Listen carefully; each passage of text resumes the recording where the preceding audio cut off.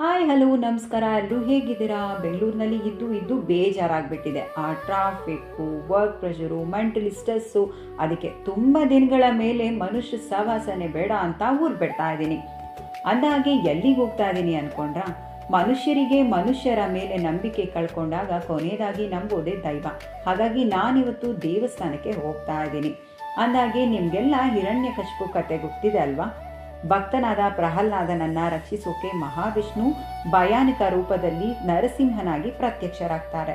ಕ್ರೂರ ರಾಕ್ಷಸನಾದ ಹಿರಣ್ಯಕಶಿಪು ತನ್ನನ್ನೇ ದೇವರು ಅಂತ ಪೂಜಿಸಬೇಕು ಅಂತ ಜನರಿಗೆ ಹಿಂಸೆ ಕೊಡ್ತಾ ಇರ್ತಾನೆ.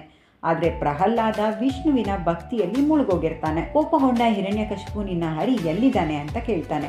ಆಗ ಪ್ರಹ್ಲಾದ ಸಕಲ ಚರಾಚರದಲ್ಲೂ ಇದ್ದಾನೆ, ನಿಮ್ಮಲ್ಲಿ ನಮ್ಮಲ್ಲಿ ಎಲ್ಲೆಲ್ಲೂ ಇದ್ದಾನೆ ಅಂತ ಹೇಳ್ತಾನೆ. ಹಿರಣ್ಯಕಶಿಪು ಈ ಕಂಬದಲ್ಲಿದ್ದಾನ ಆ ಕಂಬದಲ್ಲಿದ್ದಾನ ಅಂತ ಕೇಳಿ ಒಂದು ಕಂಬನ ಹೊಡಿತಾನೆ. ನರಸಿಂಹ ಸ್ವಾಮಿ ಭಯಾನಕ ರೂಪದಲ್ಲಿ ಹೊರಬಂದು ಹಿರಣ್ಯಕಶಿಪುವಿನ ಸಂಹಾರ ಮಾಡ್ತಾರೆ. ಅಷ್ಟಕ್ಕೂ ಈ ಕತೆ ಯಾಕೆ ಹೇಳ್ತಾ ಇದ್ದೀನಿ ಅನ್ಕೊಂಡ್ರ? ಯಾಕಂದ್ರೆ ನಾವಿವತ್ತು ಹೋಗ್ತಾ ಇದ್ದೀವಿ ಮಹಾವಿಷ್ಣುವಿನ 4ನೇ ಅವತಾರವಾದ ನರಸಿಂಹ ಸ್ವಾಮಿ ದೇವಸ್ಥಾನಕ್ಕೆ. ತುಮಕೂರು ಜಿಲ್ಲೆ ತಿಪಟೂರು ತಾಲೂಕಿನ ಯಲಚೀಕಟ್ಟೆಯಲ್ಲಿರುವ ಹತ್ಯಾಳ್ ನರಸಿಂಹ ಸ್ವಾಮಿ ದೇವಸ್ಥಾನ. ವೀಕೆಂಡ್ ಅಂದ್ರೆ ಕ್ಲಬ್ಬು ಪಬ್ಬು ಅಂತ ಹೋಗಿ ಟೈಮ್ ವೇಸ್ಟ್ ಮಾಡ್ಕೋತೀರಾ. ಬದಲಿಗೆ ದೇವಸ್ಥಾನ ಹೋಗೋದ್ರಿಂದ ಮೈಂಡು ಮನಸ್ಸು ಎರಡು ರಿಲ್ಯಾಕ್ಸ್ ಆಗತ್ತೆ. ಇದೊಂದು ಪ್ರಸಿದ್ಧವಾದ ಪುರಾತನ ದೇವಾಲಯ. ಬೆಟ್ಟದ ಮೇಲಿದೆ. ಮುಖ್ಯ ದೇವಸ್ಥಾನದ ಕೆಳಭಾಗದಲ್ಲಿ ಕೆಂಚಪ್ಪ ದೇವಸ್ಥಾನ ಇದೆ. ಇನ್ನು ದೇವಸ್ಥಾನಕ್ಕೆ ಹೋಗಬೇಕು ಅಂದ್ರೆ ಸುತ್ತಮುತ್ತ ಕಾಣುವಂತ ನೇಚರ್ ನಿಮ್ಮ ಮೈಂಡ್ನ ರಿಲ್ಯಾಕ್ಸ್ ಮಾಡೋದು ಗ್ಯಾರಂಟಿ. ಇನ್ನು ದೇವಸ್ಥಾನದ ಮೇಲಿಂದ ಈ ಪ್ರಕೃತಿ ನೋಡಬೇಕು ಅಂದರೆ ಅಬ್ಬಾ ಸ್ವರ್ಗ. ಇನ್ನು ದೇವಸ್ಥಾನದ ಎಂಟ್ರೆನ್ಸ್ ನಿಮಗೆ ಮಹಾವಿಷ್ಣುವಿನ ಪಾದ ಹಾಗೂ ಗರುಡ ಗಂಬ ಕಾಣಿಸುತ್ತೆ. ಈಗ ದೇವಸ್ಥಾನದ ಒಳಗೆ ಹೋಗೋಣ ಬನ್ನಿ. ನೋಡ್ತಾ ಇರ್ಬೋದು, ಗರ್ಭಗುಡಿಯಲ್ಲಿ ನರಸಿಂಹಸ್ವಾಮಿ ಮೂರ್ತಿ ಇದೆ.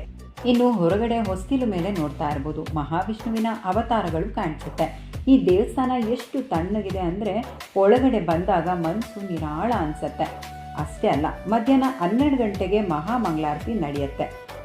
ಗಂಟೆ ಜಾಗಟೆ ಮೊಳಗತ್ತೆ. ಈ ಸಮಯದಲ್ಲಿ ಇಲ್ಲಿರುವ ನಾಯಿಗಳು ದೇವರ ಕಡೆ ಮುಖ ಮಾಡಿ ಬೊಗಳತ್ತಂತೆ. ಪೂಜೆ ಮುಗಿಯೋ ತನಕ ನಾಯಿಗಳು ಬೊಗಳೋದನ್ನ ನಿಲ್ಲಿಸೋದಿಲ್ಲ ಅಂತಾರೆ ಅರ್ಚಕರು. ಇನ್ನು ಇಲ್ಲಿ ನೀರು ಹಾಕ್ತಾ ಇರೋದನ್ನ ನೋಡಿ ಕನ್ಫ್ಯೂಸ್ ಮಾಡ್ಕೋಬೇಡಿ, ಇದು ಪವಿತ್ರ ತೀರ್ಥ. ನರಸಿಂಹಸ್ವಾಮಿನ ಅಭಿಷೇಕ ಮಾಡಿರೋ ನೀರು. ಅರ್ಚಕರು ಈ ತೀರ್ಥ ಹಾಕಬೇಕಾದ್ರೆ ಮಂತ್ರಗಳನ್ನ ಹೇಳ್ತಾ ಹಾಕ್ತಾರೆ.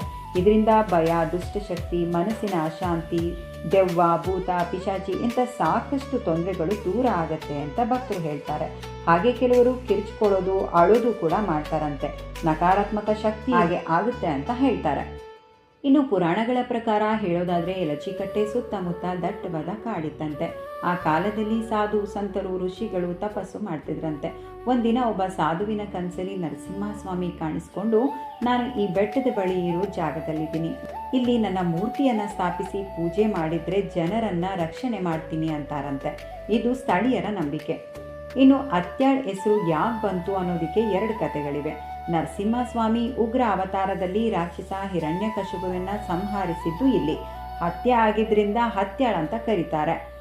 ಇನ್ನು ಸ್ಥಳೀಯರ ಪ್ರಕಾರ ಹಿಂದೆ ಈ ಜಾಗದಲ್ಲಿ ದುಷ್ಟಶಕ್ತಿಗಳು, ಪಿಶಾಚಿಗಳು ಜನರಿಗೆ ಕಷ್ಟ ಕೊಡ್ತಿದ್ವಂತೆ. ಗ್ರಾಮಸ್ಥರು ನರಸಿಂಹಸ್ವಾಮಿನ ಪ್ರಾರ್ಥಿಸಿದಾಗ ಆ ದುಷ್ಟಶಕ್ತಿಗಳನ್ನು ನಾಶ ಮಾಡಿದ್ರಂತೆ. ಅದರಿಂದ ಕೂಡ ಹತ್ಯೆ ಮಾಡಿದ ಸ್ಥಳ ಅಂತ ಹತ್ಯಾಳ್ ಅಂತ ಕರೀತಾರಂತೆ. ಇದು ದೇವಸ್ಥಾನ ವಿಶೇಷತೆ ಏನಂತ ಹೇಳ್ತಾರೆ? ಇದು 300 ವರ್ಷದ ಹಿಂದೆಗಡೆ ದೇವಸ್ಥಾನಮ್ಮ. ಇದೇನಂದ್ರೆ ಏನೇ ಕೇಳ್ಕೊಂಡ್ರೆ ಅಪ್ನೆ ಆಗುತ್ತೆ. ಅಂದ್ರೆ ಇದು ಪುರಾತನ ಕಾಲದ ದೇವಸ್ಥಾನ, ಉದ್ಭವ ಮೂರ್ತಿ ಅಂತ ಹೇಳ್ತಾರೆ. ಅಂದ್ರೆ ಇವಾಗ ಸಾಕಷ್ಟು ದೇವಸ್ಥಾನ, ಅಂದ್ರೆ ಇದಕ್ಕೆ ಏನಾದ್ರು ಇತಿಹಾಸ ಇದೆಯಾ? ಇತಿಹಾಸ ಅಂದ್ರೆ 10 ತಲೆಗಳಿದ್ದಾವೆ ಇದಕ್ಕೆ. ಉಗ್ರ ನರಸಿಂಹ ಬೇರೆ ಕಡೆ ಆ ಥರ ಇರಲ್ಲ. ದಕ್ಷಿಣ ನರಸಿಂಹ ನೋಡಿದ್ರೆ ಇದು ಉಗ್ರ ನರಸಿಂಹ ಇದು. ಹಂಗಾಗಿ ಅದೇ ಇದಕ್ಕೆ. ಆಮೇಲೆ 12 ಗಂಟೆ ಮೇನ್ ಈಗ ಪೂಜೆ ಮಾಡ್ತಾರೆ ಮಂಗಳಾರತಿ. ಅದು ಇದ್ದಿದ್ದು ನಾಯಿಗಳು ಅವು ಬಗಳದು ಈ ಕಡೆ. ಅದೇ ವಿಷಯ.